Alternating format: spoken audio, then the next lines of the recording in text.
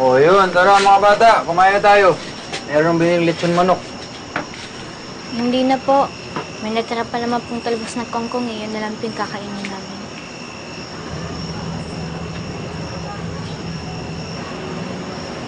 Galit pa ba kayo sa akin? Nasaan na yung babae mo? Ah, Ha? Ano ng babae? Si Piper ba yan? Ano ba nakuha yung mga ideyang ganyan? Kuya, huwag niyo na pong ipagkaila.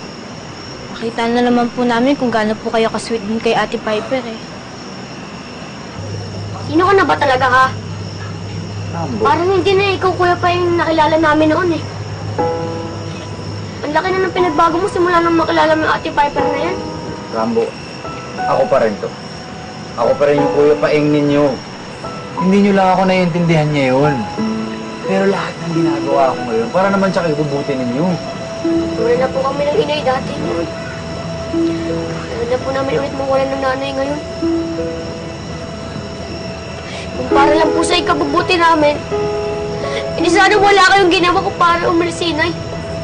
Pero ngayon, mas kinakampihan mo pa si Ate Piper eh.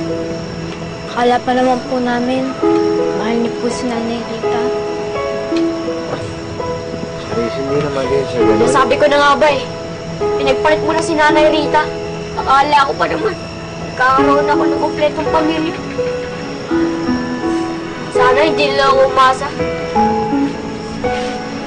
Tana, Rambo. Rambo, Kuya Paeng, doon po muna kami sa labas kakain na may mas masam po yung kapatid ko.